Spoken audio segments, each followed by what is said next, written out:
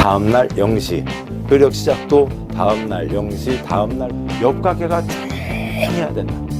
옆 가게에서 아무 소리도 안 들려야 된다.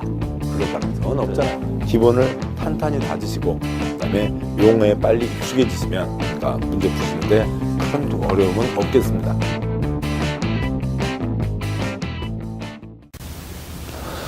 자, 고생하셨습니다. 자, 계속해서 보시죠. 자, 이제 책의 16쪽 4번 문제입니다. 지정의 특례에 대한 거죠. 뻔한 경우에는 도시군관리계획 절차를 거칠 필요가 없다라고 하는 겁니다. 4번 문제요. 국토계획법 공유수면 바다 매립지의 용도지역 지정에 대한 내용으로 틀린 것은 동그라미 1번 공유수면 매립지의 용도지역 지정의 특례에 관한 규정에서 이웃한 용도지역은 도시지역, 관리지역, 농림지역, 자연환경보전지역을 말한다. 맞습니다. 도관농자 중에 어느 땅으로 본다라고 하는 거죠. 9가지, 21가지까지 들어가는 건 아니고 도관농자 넷 중에 뭐 하나로 본다. 매립 목적과 이웃한 용도지역 내용이 같으면요. 자, 보시죠. 동그라미 2번. 매립 목적이 그 매립구역과 이웃하고 있는 용도지역 내용과 같은 경우 그 매립 준공구역을 이웃 용도지역으로 지정하는 도시군관리계획을 입안 결정해야 된다. X 틀렸죠. 첫째 줄 매립 목적과 이웃한 용도지역 내용이 같습니다. 그러면 그런 절차를 거칠 필요가 없죠. 대한민국 모든 땅은 1990년 뒤로 다 도관농자가 정해져 있습니다. 도시지역, 관리지역, 농림지역, 자연환경보전지역이 정해져 있죠. 자, 그리고 그런데 어디 바다를 매립했습니다. 바다를 매립했는데 그 매립했으면 대한민국 땅이 생겼으니까 거기는 용도지역 이름을 붙여줘야죠. 원칙대로 가면 도시군관리계획 절차를 거쳐야 됩니다. 기초조사, 주민의견 청취, 의회견 청취, 협의, 심의, 결정 과정을 거쳐야 되죠. 그래서 도시군관리계획 절차를 거쳐서 도관농자 중에 어느 하나로 지정해야 된다고 보죠. 자, 그런데 이 매립한 목적이 농지를 만들기 위해서 매립을 했습니다. 그리고 여기 처음부터 끝까지 땅이 다 농림지역에 붙어 있는 거죠. 그러면 농림지역 앞바다를 농지를 만들기 위해서 매립했습니다. 그러면 도시군관리계획 절차를 거쳐봤자 농림지역 나올 거 뻔하잖아요. 따라서 이런 경우에는 도시군관리계획 절차를 거칠 필요가 없다. 자동방으로 농림지역으로 보자라고 하는 거죠. 그래서 그냥 농림지역이 좀 늘어났다 이렇게 생각을 하면 되겠습니다. 매립 목적과 이웃한 용도지역 내용이 같으면 이웃한 용도지역으로 본다라고 하는 거죠. 도시군관리계획 절차를 거칠 필요가 없는 겁니다. 동그라미 3번 매립 목적이 매립구역과 이웃하고 있는 용도지역 내용과 다르면 원칙대로 도시군관리계획 가야죠. 다른 경우 매립구역이 속할 용도지역은 도시군관리계획 결정으로 지정해야 된다. 동그라미 3, 4, 5는 다 똑같은 사항들입니다. 4번 매립구역이 둘 이상 용도지역에 걸쳐 있는 경우 매립구역이 속할 용도지역은 도시군관리계획으로 결정해야 되고요. 둘 이상에 걸쳐 있으면 어느 한 군데로 볼 수가 없잖아요. 여기를 도시적 관리지역 어느 한 군데로 볼 수 없으니까 도시군관리계획 절차를 거쳐야 되고 동그라미 5번 매립구역이 둘 이상 용도지역과 이웃하고 있는 경우 매립구역에 속할 용도지역은 도시군관리계획 결정으로 지정해야 된다. 같은 거죠. 4번과 5번 조금 차이가 있는데 별 내용은 없고요. 걸쳐 있거나 이웃하고 있다. 바다만 동그라미 5번은 바다만 매립한 거고요. 동그라미 4번은 거의 땅까지 이렇게 같이 손댄 것을 얘기하는 겁니다. 4번 문제. 뻔한 경우에는 도시군관리계획 거칠 필요가 없다. 답은 2번입니다. 5번 문제요. 국토계획법 도시적으로 결정고시된 것으로 볼 수 있는 경우는 있네요. 5번 문제에서요. 어항, 전택, 3, 5가지는 도시적으로 본다라고 하는 거죠. 어항구역, 항만구역으로 도시지역에 연접한 공유수면, 즉 도시지역 앞바다는 도시적으로 본다. 전원개발사업구역, 발전소 땅, 화력발전소, 원자력발전소 도시적으로 본다. 그 자체가 엄청난 콘크리트 덩어리잖아요. 수력발전소는 자연환경보전지역이 되는 거고요. 택지개발지구, 신도시죠. 그러니까 그냥 도시지역이 되는 거고요. 그 다음에 산업단지가 4가지가 있습니다. 산업단지 전부 다를 도시적으로 보는 건 아니고 산업단지 중에 3가지만 국가산업단지, 일반, 지방에서 정한 일반 산업단지, 구로, 돼지털, 도시첨단 산업단지는 도시적으로 본다. 여기는 다 산업들이 붙어 있으니까요. 그런데 농공단지는 농공산업단지가 아니라 그냥 농공단지입니다. 여기는 그 농촌 마을에 소득이 약하니까 소득 증대를 위해서 공장 몇 개 집어넣자라고 하는 거죠. 농촌 마을에 두부 공장 하나, 콩나물 공장 하나 들어왔다고 도시적 되는 건 아니죠. 여기는 도시적이지만 농공단지는 도시적이 아닙니다. 따라서 산업단지 전체를 도시적으로 한다. 그것도 틀린 거죠. 농단지는 아니니까요. 이 3가지만 도시적으로 본다. 그 내용입니다. 5번 도시적으로 볼 수 있는 경우는 동그라미 1번 농공단지로 지정고시된 지역은 도시적이 아니죠. 동그라미 2번 어촌 어항법에 따른 어항구역으로서 도시지역에 연접한 공유수면을 도시적으로 보는 거죠. 농림지역 틀렸고요. 3번 취락지구로 도시개발법에 따라 도시개발구역으로 지정고시된 지역. 동그라미 3번은 좀 이따 설명드리죠. 좀 복잡한 사항입니다. 동그라미 4번 항만법에 따른 항만구역으로 계획관리지역에 연접한 공유수면. 도시적 앞바다를 도시적으로 보는 거죠. 계획관리지역 틀렸고요. 5번 택지개발지구는 그 자체가 그냥 도시지역입니다. 자, 답은 5번이 되는 거고, 동그라미 3번은 기출문제여서 넣긴 했는데 좀 복잡한 내용입니다. 그 개발법에서도 예외 규정이죠. 동그라미 3번요. 개발법에서 개발구역을 지정했습니다. 개발구역을 지정했으면 신도시 개발을 하자는 거죠. 사업 끝나고 나면 도시적 될 게 뻔하니까 지금부터 도시적으로 본다 라고 하는 겁니다. 근데 개발법에서 개발구역을 지정했다 하더라도 그 땅이 도시지역에서는 안 되는 땅이 있다고요. 그러면 거기를 도시적으로 바꿔버리면 그러면은 개발구역을 지정하지 못하게 되는 겁니다. 그래서 도시적이 아닌 땅은 도시적이 아닌 채로 그냥 개발사업만 하자고요.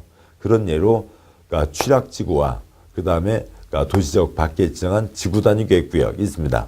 거기는 도시지역에서는 안 되는 곳인데 개발사업만 하게 해주자.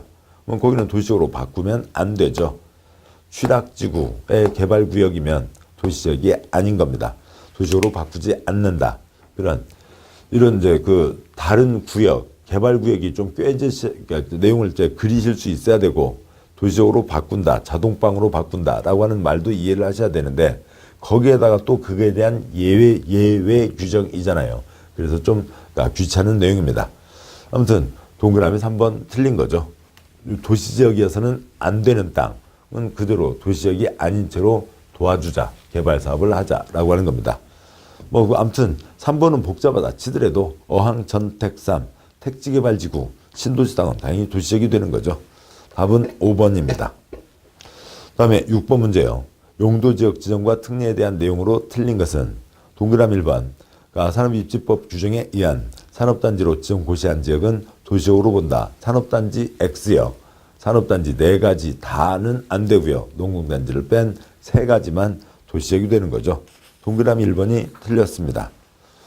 그러면 동그라미 2번 공유수면 매립목적이 해당 매립구역과 이웃하고 있는 용도지역 내용과 다른 경우, 또는 매립구역이 둘 이상 용도지역에 걸쳐 있거나 이웃하고 있는 경우에는 매립구역이 속할 용도지역은 도시군관리계획으로 지정해야 된다. 맞고요.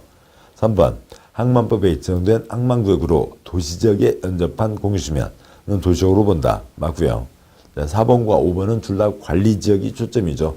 중간 땅, 관리지역에다가 농지법에 의한 농업진흥지역, 여기는 농사만 짓자고 했으면 개발 가능성 없죠. 그러면 농사 짓는 땅 농림적으로 본다.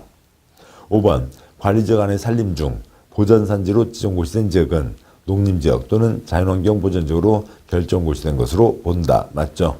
중간 땅 관리지역에다가 보전산지 정했습니다. 그러면 개발 가능성 없죠. 근데 보전산지에 2가지가 있습니다. 임업용 산지, 공익용 산지. 나무 키우자는 보전산지는 농림지역. 농림이 숲을 림자죠. 그러니까 그런 나무 키우자는 곳은 농림지역. 산토끼 보호하자는 보전산지는 자연환경 보전지역으로 본다. 맞습니다. 틀린 것은 1번이었죠. 7번 문제요. 국토교획법상 제1종 전용주거지역 안에서 건축할 수 없는 건축물은 이 되어 있습니다. 그러면 이제 이 모든 내용을 다 외우시는 건 아니고요. 그냥 내용을 보시는 거죠. 이름과 내용으로 푸는 겁니다. 그 행위제한 내용을 다 외우시는 거 아니고요. 7번 문제요. 문제가 일종 전용주거지역입니다. 일종 전용주거지역이면 그게 뭐냐고요? 주거지역이 나왔습니다. 주거지역 3가지 뭐가 있고요. 전일준, 전일준 6글자 뭐고요? 전양호 일편리인 거죠. 그 다음에 또 6글자 뭐고요? 1, 2, 3준입니다. 근데 문제가 그러니까 일종 전용 주거지역이죠. 일종 전용 주거지역이니까 양호한 주거환경. 1, 2 대한민국 집 2가지 단독주택, 공동주택, 단독주택 중심의 땅이죠. 요걸 번역하시면 되는 거죠. 용도지역 이름과 내용으로 푸는 겁니다. 자, 여기에 1번 단독주택은 당연히 들어갈 거고요. 2번 아파트는 공동주택이죠. 아파트는 저기 들어갈 수가 없습니다. 사람이 살고 있는 거죠. 그래서 목욕장, 그다음에 의원, 마을회관, 어지간한 일종 근린생활시설은 들어갈 수가 있습니다. 단독주택 중심 땅이니까 아파트, 공동주택, 아파트는 들어갈 수가 없습니다. 7번 답 2번이고요. 이름과 내용으로 푸시는 겁니다. 8번 문제요. 그러니까 국토개혁법상 자연환경 보전지역 안에서 건축할 수 있는 건축물은 있습니다. 자연환경 보전지역, 자연환경을 보전하자는 거죠. 그러니까 가능하면 사람들 많이 들어가지 말라고요. 대한민국 어디라도 사람은 살고 있죠. 민간인 통제선, 그 휴전선 근처에 민통선, 그 위쪽이 아니면은 어디라도 사람은 살고 있습니다. 그런데 자연환경 보전지역이니까 조금만 집어넣자는 거죠.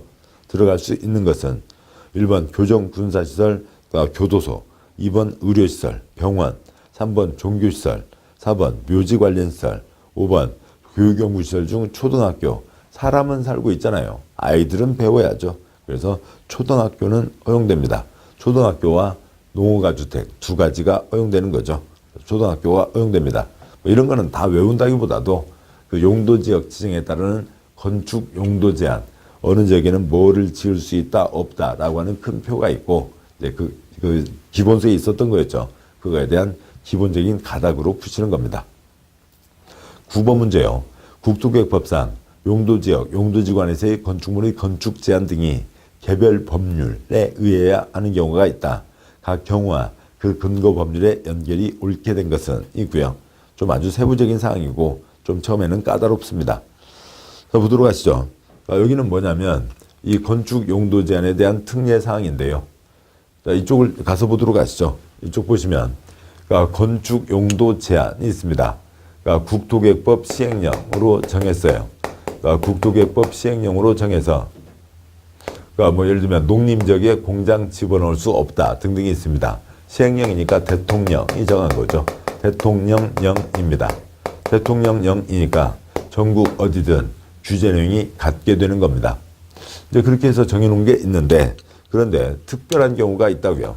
특별한 경우에는 그쪽 이 국토개혁법 시행령 규정을 적용하지 않고 그쪽 특별법을 적용하자라고 하는 게 있습니다. 그런데 지금 이 내용을 다 우리가 떠올릴 수는 없고, 이게 시험에 자주 나오면 깊게 공부를 하겠습니다만, 지금 그렇게 많이 나오지는 않는 거고요. 그러면은 이제 그에 대한 특별법이니까 원칙에 대한 예외. 그래서 좀 이제 처음에는 어색하신 거죠. 먼저 아무튼 그 취지를 한 대표적인 예를 들어보면, 말씀드려보면 다음과 같은 내게 되겠습니다. 자, 먼저요. 국토개혁법 시행령에 따른다고 보자고요. 국토개혁법 시행령에서는 어느 땅이 농어촌 지역이 있습니다. 농어촌 지역이면 거기는 용도지역이 농림지역일 겁니다.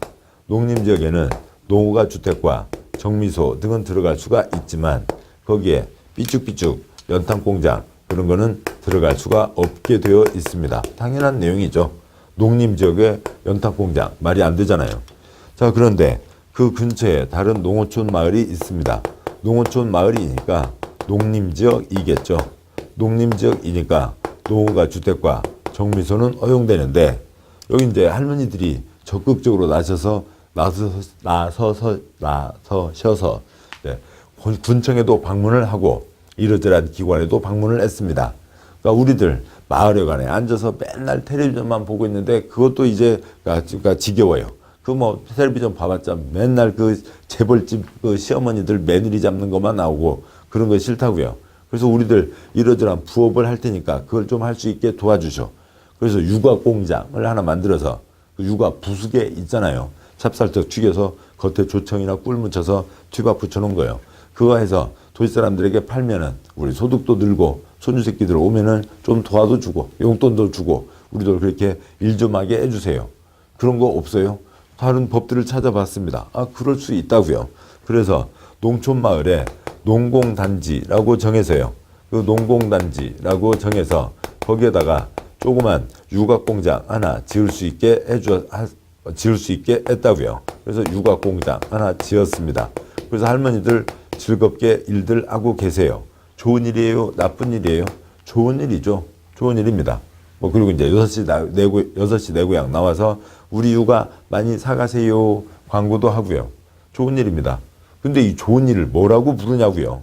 이 소련말에서는 이 좋은 일을 뭐라고 부르냐면 이 정해진 이 노란 땅 농공단지에서는 이 땅에는 그러니까 공장 지을 수 없다라고 하는 그 국토계획법 시행령 규정을 적용하지 않잖아요. 농림지역에는 공장 못 짓는다라고 하는 국토계획법 시행령 규정을 적용하지 않고 농공단지에 대한 법, 산업입지법에 따라서 뭘 지을 수 있게 한 거예요. 공장을 지을 수 있게 한 거죠.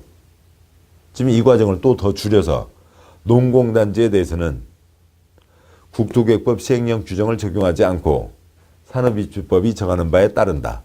한 발 더 나가서 농공단지에 대해서는 산업입지법에서 정하는 바에 따른다. 이렇게 얘기를 하는 겁니다.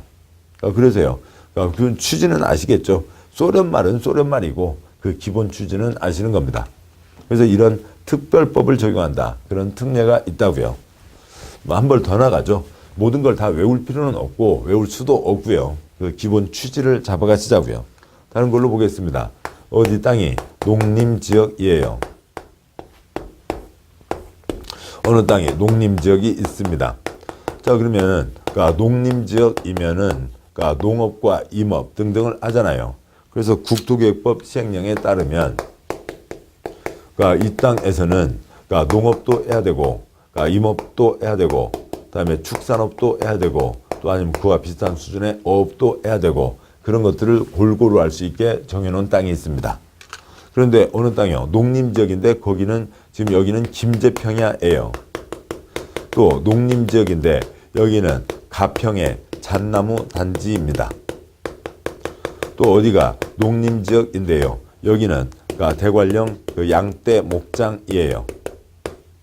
자, 이렇게 돼 있는데 농림지역이니까 여기다가 농업, 축산업, 임업, 어업 다 한다. 무슨 김제평에서 무슨 임업을 할 거며 축산업을 할 거며 어업을 할 거예요. 아니잖아요. 가평 잣나무 단지에서 무슨 농업을 하고 무슨 축산업을 하고 어업을 할 거냐고요. 대관령 양떼 목장에서 무슨 농업을 하고 무슨 그다음에 거기서 임업을 하고 어업을 할 건 아니잖아요. 그러니까 농림지역이긴 하지만 그 각각의 특별한 성격에 따라서 이쪽 농사 짓는 것에 대한 법, 농지법을 적용해서 농업으로만 특화시키자는 거죠. 그러니까 농림지역이지만 여기는 그러니까 산지관리법 적용해서 그 임업에 특화시키자는 거죠. 여기는요, 농림지역이지만 초지법, 대관령 사회목장 초지법에 따라서 축산업을 특화시키자라고 할 수가 있죠. 뻔한 것보다는 이렇게 하는 게 더 낫습니다. 그래서 이걸 뭐라고 부르고요? 농림지역 중 농업진흥지역에 대해서는 농지법 정하는 바에 따른다. 농림지역 중 보전산지에 대해서는 산지관리법 정하는 바에 따른다.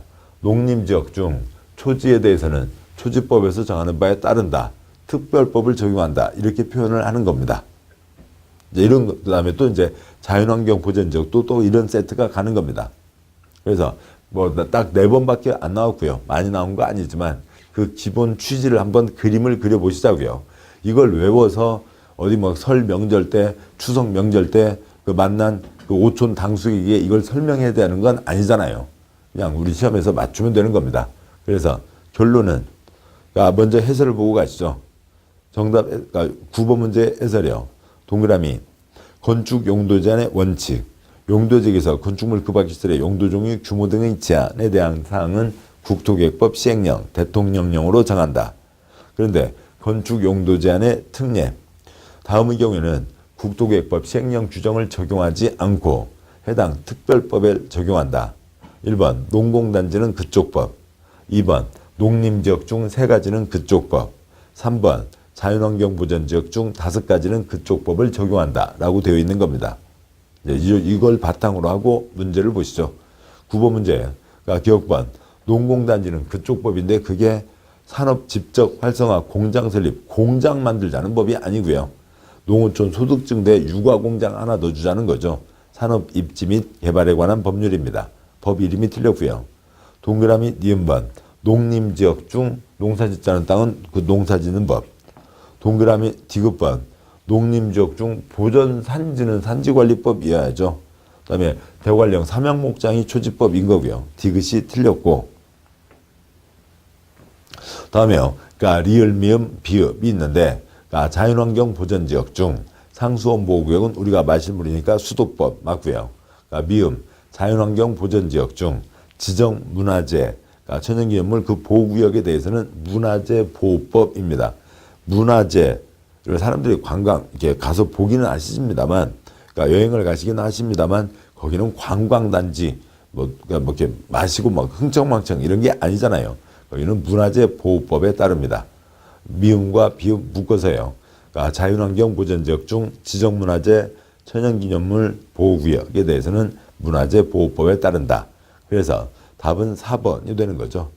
그러니까 기억번에 뒤에 법 이름이 틀렸고 디귿번 초지법이 아니라 산지관리법이고 미음번 관광진흥법이 아니라 그 문화재보호법입니다. 좀 세부적인 문제였어요. 아무튼 뭐 4번 나왔으니까 짚었습니다. 자, 보셨고요. 이제 다음이요. 10번 문제. 국토계획법. 그러니까 건폐율은 다음 범위 안에서 대통령으로 정하는 기준에 따라 조례로 정한다. 틀린 것은 있네요. 그러면 이건 역시 먼저 다음 쪽에 있는 해설 먼저 보고 가시죠. 건폐율, 용적률이 있죠. 뭐 워낙 시험에 많이 나왔고 또 문제도 그러니까 완전 꿰시자고 많이 다루어 나왔습니다. 먼저요. 그러니까 건폐율은 그러니까 대지 면적분의 건축 면적, 땅을 건물이 얼마나 덮냐, 위에서 내려다 봤을 때 그림자가 얼마나 생기냐. 그러니까 용적률은 그러니까 대지 면적분의 연면적, 그러니까 땅이 있는데 그 땅에 얼마나 쌓아 올릴 수 있냐. 바닥 면적 합계인 거죠. 건폐율 50%, 용적률 200%라고 하죠. 자, 그러면요. 그냥 우선 여기서 결론이요. 50%, 200% 최대 한도를 적용하면 그러니까 4배죠. 4배니까 4층 이상으로 지을 수가 있습니다.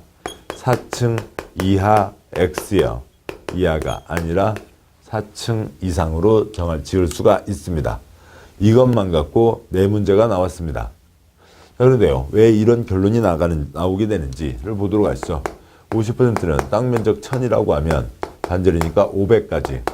200%는 땅 면적 1000이라고 하면 2000까지 쌓아 올릴 수가 있죠. 주어진 숫자를 초과해서는 안 돼요. 그러니까 돈이 약간 모자라면 좀 적게 450으로 할 수도 있고, 돈이 한 푼도 없으면 빵 하나도 못 지을 수도 있는 겁니다. 건축 허가 받았는데 돈 없어서 건축 못하는 사람 잡아다가 감옥 살릴 건 아니잖아요. 국가에서 돈을 내주는 게 아니니까요.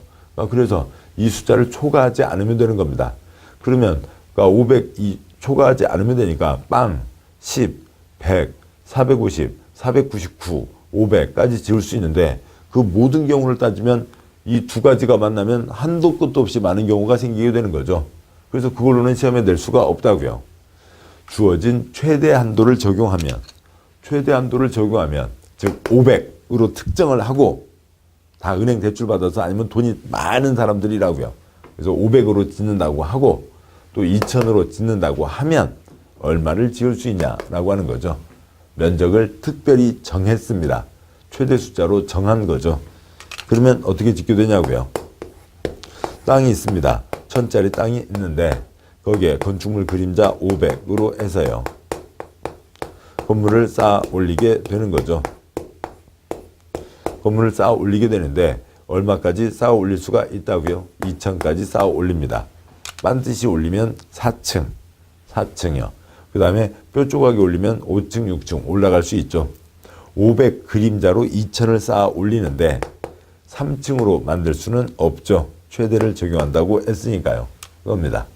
이것도 하나의 문제 형태가 되고 두 번째로는 건폐율 용적률 개념이죠. 건폐율 숫자가 크면 60%, 600, 건축물이 뚱뚱해지는 거죠. 건축물의 뚱뚱 날씬을 유지하는 게 건폐율. 용적률 숫자가 커지면 300%, 3000, 3000이니까 높아지겠죠. 높고 낮고를 유지하는 게 용적률입니다. 그 건폐율 용적률 범위가 법과 시행령 정해져 있죠. 최종적으로는 조례고 그 다음에는 건축 허가 때 숫자가 정해지는 겁니다. 먼저요. 건폐율을 보시면 건폐율이요. 9가지에 대해서 70, 90, 70, 20, 40, 20, 20, 20, 20 있습니다. 그런데 용도적 흐름은 다 아시니까 그냥 797, 4, 2, 2죠. 그 다음에 세부적으로요. 55, 665, 7, 7, 8, 8, 9입니다. 이건 다 70, 다 20이니까 더 이상 가지 않아도 되고요. 그 다음에 용적률이요. 용적률은 2자리도 있고 4자리도 있으니까 다 짚으셔야 되겠네요. 용적률 500, 1500, 400, 100. 계획관리 100, 나머지 80입니다. 500, 1500, 400, 100, 계획관리 100, 나머지 80. 또 그 각각 6가지 되세요. 500까지는 가야죠. 100, 150, 200, 250, 300, 펄쩍 뛰어 500. 얘는 펄쩍. 900, 1100, 1300, 1500. 200씩 뛰었고요. 통통통. 300, 350, 400. 그 다음에 100, 180입니다. 자, 이런 식으로 주어져 있고, 이게 그렇게 시험에 많이 나오는 이유가 칠판 저쪽을 보시죠. 칠판 여기를 보시면 용도지역 4가지 항목이 있습니다. 그런데 용도지역에서 보통 2문제는 나오는데요. 이름과 내용, 지정의 특례, 그쪽에서 어느 한 문제. 그 다음에 행위제한에서 한 문제. 왜 용도지역 제도가 있냐고요. 행위제한을 하기 위한 거죠.